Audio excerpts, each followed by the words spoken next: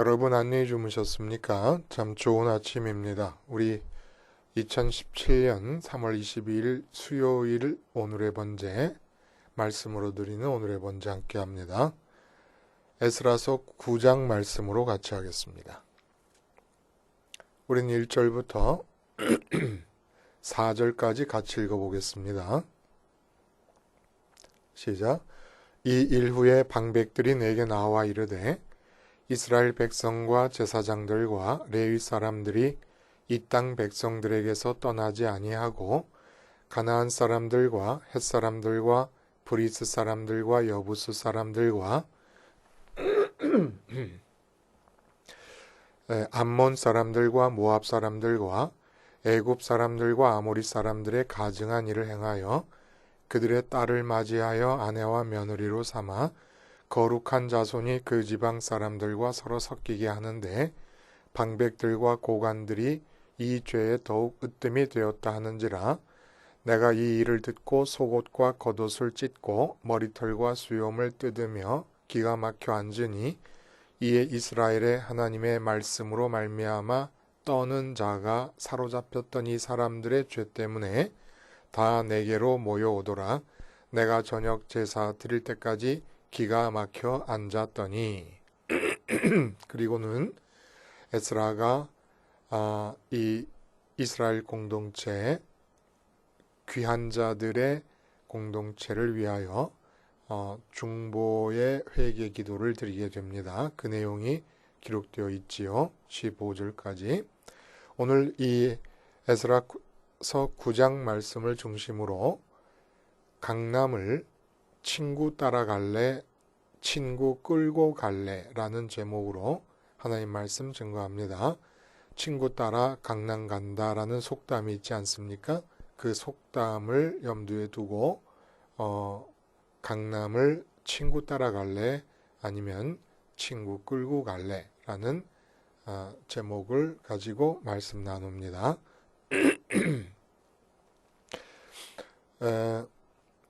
그 청소년 흡연 문제로 고심을 앓고 있는 청소년 지도자들이 조사를 했습니다. 그랬더니 친구 따라 강남 간다는 말처럼 담배 피우는 친구가 있으면 흡연할 확률이 얼마일까? 그리고 집안에서 아버지가 담배를 필 때 이 담배를 필 확률은 얼마일까? 집안에서 성인이 된 형님이 담배를 필 때 이 청소년 고등학생이나 중학생이 담배를 따라 피게 될 확률이 어느 정도일까? 비교를 해봤습니다. 여러분 어떻게 생각하세요? 집안에서 담배를 피게 되면 이 청소년들이 담배를 따라 피우게 될 확률이 높아지겠지요, 상식적으로. 그런데 옆에 친구가 담배를 필 경우에 따라 피울 확률이 18배인 반면, 그럼 아버지가 피거나 형님이 피거나 하면은 몇 배일까? 형제 자매가 필 경우에는 2.25배밖에 안 됩니다. 아버지가 필 경우에는 1.13배밖에 안 됩니다. 그러니까 아버지가 필 경우에는 아버지니까 피시겠지. 형님이나 누나나 언니나 오빠가 필 때는 언니나 오빠니까 피겠지. 하지만 친구가 필 때는 나와 동급에 있는 관계 아닙니까? 그래서 강남 따라갈 확률이 비교가 안 될 정도로 높아진다는 겁니다. 근데 우리는 강남 따라간다라고 하는 속담만 있어요. 친구 따라 강남 간다. 그러면은 그 속담 안에서도 한 친구를 강남으로 끌고 가는 사람이 존재하지 않습니까? 그러니까 친구 따라 강남 간다만 있어서는 안 되고 친구 끌고 강남 간다라는 속담도 있어야 되는데 그 속담이 없다는 얘기예요. 그리고 성경에서도 친구 따라 강남 가는 경우를 염려하고 문제를 삼습니다. 특히 구약 성경에서. 신약 성경 가면 또 상황이 달라집니다만은.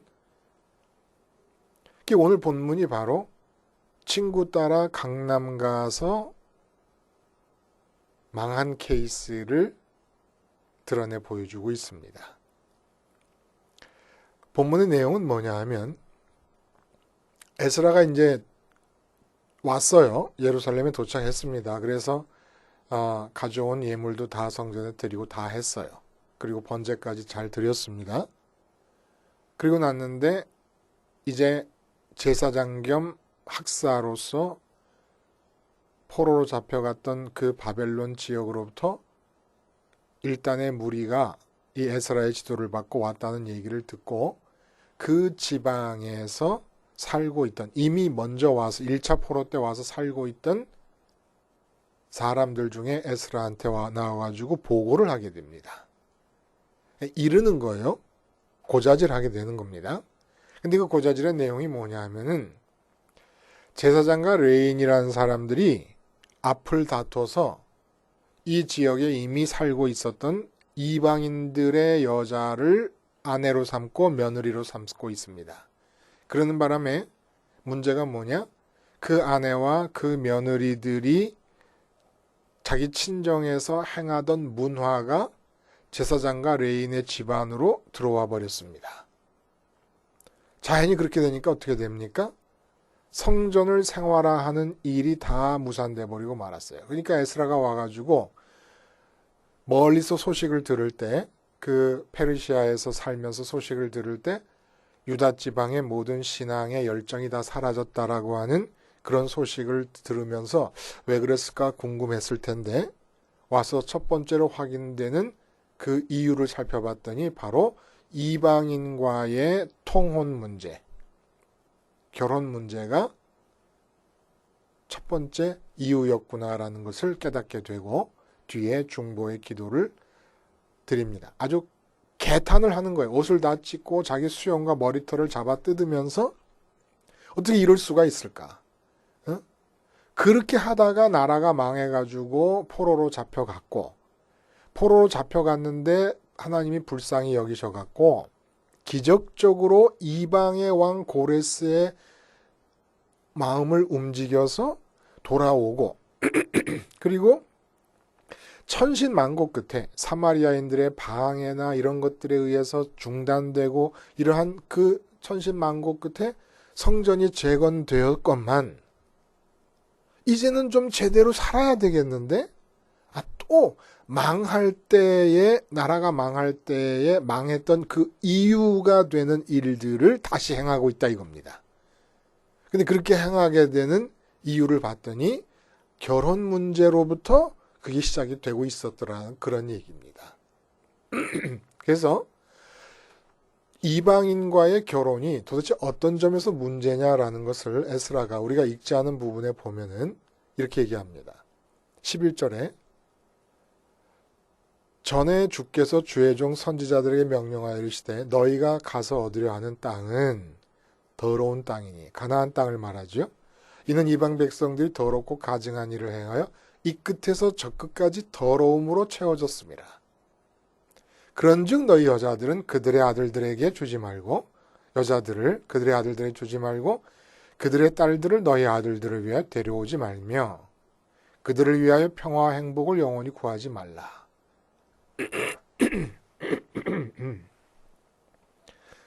더럽다. 뭐가 더럽다는 것일까, 여러분? 우상 숭배를 말하는 거지요. 그러나 더 본질적으로 더러움이 어디서부터 발생하는 겁니까? 사람의 마음의 지성소에 내 마음의 공백을 만족과 기쁨으로 채울 수 있을 거라고 믿어지는 대상을 들여놓게 되어 있습니다. 마음의 지성소. 그러니까 마음의 지성소가 있고 마음의 공백이 있지요. 마음의 지성소는 마음의 공백을 채워서 만족과 기쁨을 얻을 수 있는 대상이라고 믿어지는 게 있을 때 그 대상을 붙잡는 곳이 마음의 지성소입니다. 근데 더러움이 어디서 발생하느냐? 그 마음의 지성소에 하나님을 붙잡고 하나님이 모셔 들어와야 되지요.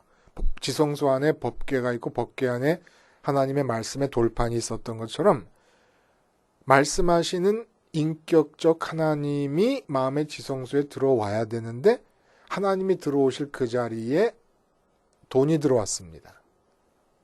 이 세상에 성공이 들어와 버렸습니다. 이 세상에 권력과 대통령 자리가 들어와 버렸습니다. 그게 더러운 거예요. 응? 대통령 자리 자체는 더러운 게 아니지요. 돈 자체도 더러운 게 아닙니다. 그런데 언제나 말씀드리죠.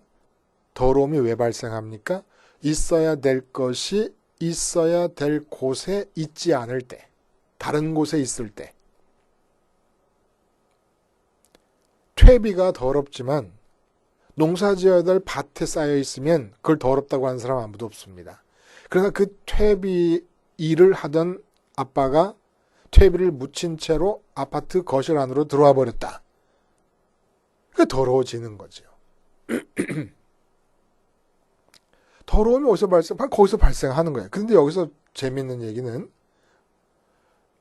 너희들이 아들, 딸을 주거니 받거니 결혼을 할 뿐만 아니라 그들을 위하여 평화와 행복을 영원히 구하지 말라. 평화와 행복을 구한다는 게 뭡니까? 이렇게 하나님을 마음의 지성소에 붙잡지 않고 대신에 풍요와 다산을 붙잡고 있는 이 상태를 인정해 주는 게 바로 평화와 행복을 영원히 구한다. 잘 되기를 바랍니다. 행복하기를 바랍니다. 어떤 상태인데 돈을 마음의 지성소에 붙잡고 마음의 공백을 돈을 벌어서 채우려고 하는 사람에게 잘 되기를 바랍니다. 돈 많이 벌어서 행복하기를 바랍니다. 이렇게 인정하지 말라는 겁니다. 그 더러움 속에 있는 사람으로 하여금 더러움 속에서 행복하기를 어떻게 구할 수 있느냐는 얘기예요. 그래서는 안 된다는 얘기죠. 근데 이렇게 더러움이 문화가 된 사람들, 그런 사람들의 딸들이 시집을 와가지고 제사장한테 시집을 와가지고 제사장한테 뭐라 그러냐면 돈이 있어야지. 돈이 있어야지 먹을 것도 마실 것도 사 먹고 멋있는 옷도 좀 사 입고 동창생 모임을 가야 되는데 이렇게 후줄근하게 해서 어떻게 가느냐. 날마다 닥달을 하는 겁니다. 돈이 있어야 만족하지. 돈이 있어야 기쁘지. 돈이 있어야 행복하지. 결국은 제사장도 이 더러움에 매몰되어 버리고 더러움에 먹혀버리고 말게 되었다 이런 얘기지요.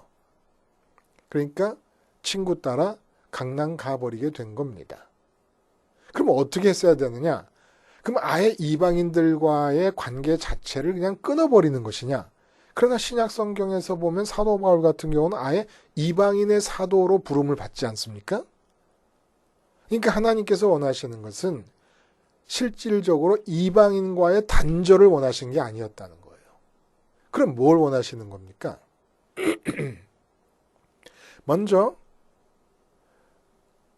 이방인 여자와 결혼했다 그래서 모든 제사장들이 다 이방 여자의 문화를 받아들이게 되는 건 아니지요.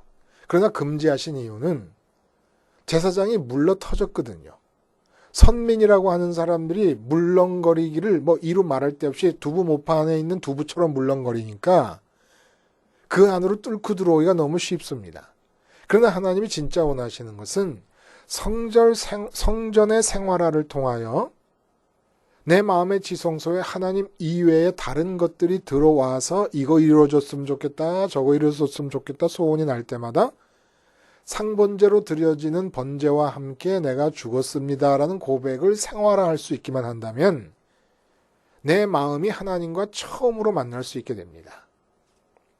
하나님과 처음으로 만난 상태에서 이 하나님과의 관계가 제사장의 마음이 아주 찰떡같이 달라붙어 있는 상태라면 이방 여자를 만나서 결혼을 하더라도 오히려 그 이방 여자를 끌고 강남으로 갈 수가 있다는 얘기입니다.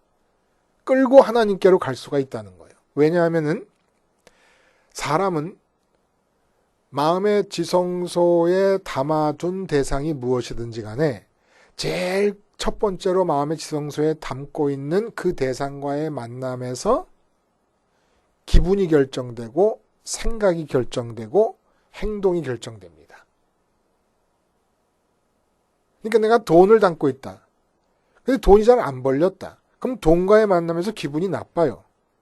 근데 동창이 술 마시자고 전화가 왔습니다. 그러면 동창생 친구하고 만나서 술 마실 때 돈을 못 벌어서 나쁜 기분을 표현합니다. 그리고 돈 좀 빌려달라 그럽니다. 그러니까 이 친구는 또 나 돈 없다고 거짓말합니다. 맨날 만나기만 하면 돈 얘기하고 돈만 빌려달라 그런다. 이렇게 되는 거예요. 근데 돈이 아니라 하나님이면, 하늘에 계신 하나님이면 하늘에 계신 하나님의 문제가 생길 일이 없습니다. 그러므로 하나님과의 만남이 첫 번째 만남이 되면 반드시 우리 마음의 상태는 지금 육체가 거하고 있는 이 형편과 무관하게 하늘의 기분으로 바뀌는 거예요. 그럼 어떤 일이 일어나느냐? 누구를 만나든지 이 하늘 기운으로 밀고 나가게 됩니다. 기분이 하늘과 만나서 생긴 기분이고, 생각이 하늘과 만나서 생긴 생각이고, 행동이 하늘과 만났기 때문에 나타날 수 있는 행동과 말을 하게 된다는 거예요. 그걸 자꾸 하다 보면 내가 그 친구를 끌고 가겠다고 하는 마음과 의도를 가져본 적이 없음에도 불구하고 끌려온다는 거예요. 그래서 친구 끌고 강남 가는 일이 생긴다는 겁니다. 근데 이 세상에 나가기만 하면 우리 모두가 다 친구 따라 강남만 가는 겁니다. 왜? 하나님과의 관계가 물컹물컹한 거예요. 단단하지를 않은 거예요. 그래서 결혼의 문제가 특별히 중요한 것, 특히 오늘 통혼의 문제를 제시하신 것은 단순히 결혼의 문제만이 얘기하시려고 하는 것이 아니라 복음을 믿는다고 하는 선민들이 맺어야 되는 다양한 인간관계의 기본적인 원칙을 제시해 주시는 겁니다. 인간과 관계를 맺으려면 어떤 상태로서 관계를 맺어야 되느냐라는 것을 우리에게 가르쳐 주시는 거예요. 모든 세상 사람들은 그 사람들을 무시하거나 열등하게 생각해서가 아니라 영적 팩트를 말하자면 더러움 속에 있습니다. 왜? 그들의 마음은 마음의 공백을 채울 대상을 하나님으로 생각하지 않고 그러므로 마음의 지성소에서 말씀드렸듯이 돈이라든지 무병장수라든지 이 세상에서의 자녀의 성공과 형통이라든지 승진이라든지 성과라든지 이런 것들로 붙잡고 있는 거예요. 그 자체가 더러움이거든요. 근데 내가 물컹거리면서 만나게 되면 그 더러움이 쇄도에 들어올 수밖에 없습니다. 왜냐하면 나의 본성도 이 더러움에 상당히 프렌들리해요. 친화적이에요. 친화적. 더러움 친화적인 성향을 갖고 있다는 겁니다. 왜? 원죄 때문에. 원죄의 성향에 의해서 항상 마음의 지성소에는 하나님 말고 다른 것을 끌어들임에 굉장히 친화적입니다. 저절로 되는 일이기 때문에 친구가 담배 피면은 담배 필 확률이 18.17%라고 17배라고 하는 것처럼 18배. 마찬가지로 내가 하나님과의 만남이 견고하지 않은 상태로 친구를 만나고 사람을 관계하면 그들 안으로 침투해 들어온 이 세상의 더러움이 내 안으로 뚫고 들어오는 것이 쉽다는 겁니다. 그러면 친구 따라 강남 가는 것이고 그곳에서부터 지옥 문이 열리는 거예요. 멋진 외제차 타고 가요. 갖고 싶어요. 이거 친구 따라 강남 가는 거기 시작입니다. 멋진 명품 백 들고 다니는 걸 봐요. 나도 들고 싶어요. 이 강남 따라가기 시작하는 거예요. 그럴 때마다 어떻게 기도하냐면은 저 멋진 외제차가 티끌로 보일 정도로 하나님이 많이 내 마음 안에 들어오게 해주세요. 이렇게 기도하는 겁니다. 명품백을 갖고 싶다는 생각이 날 때마다 명품백이 옷에 붙은 털럭같이 여겨질 정도로 하나님이 많이 내 마음에 들어올 수 있게 하나님 내 안으로 들어와 주세요. 이 기도를 하는 겁니다. 이렇게 무장되지 않으면 세상에 더러운 문화가 들어오지 않을 수가 없어요. 더럽다는 의미가 여러분 에이 더러워, 에이 더러워 이렇게 말하자고 사람들을 무시하자고 하는 말이 아니에요. 우리도 그런 더러운 가운데 있습니다. 영적인 팩트로 더러움이라는 단어를 지금 쓰고 있는 겁니다. 있어야 될 자리에 있어야 될 것이 있는 것이 청결이라면 있어야 될 것이 있어야 될 자리가 아닌 다른 곳에 있게 되는 것이 다 더러움 아닙니까? 그러니까 하나님의 자리인 마음의 지성소에 성전의 지성소를 생각하시면 돼요. 그리고 성소는 내 마음의 공백입니다. 그 바로 다른 것들이 들어왔으니까 더러운 것인데, 자, 그러면 어떻게 우리가 친구 따라 강남 가는 대신에 친구를 끌고 강남 가는 사람들로 변할 수 있을 것인가? 심지어는 아내와의 관계에서도 아내를 따라가지 마세요. 또 남편과의 관계에서 남편을 따라가지도 마세요. 부부관계는 아내와 남편이 서로 마주보고 돈독한 사랑을 주고받는다고 부부관계가 훌륭한 부부관계, 행복한 부부관계로 유지되는 게 아닙니다.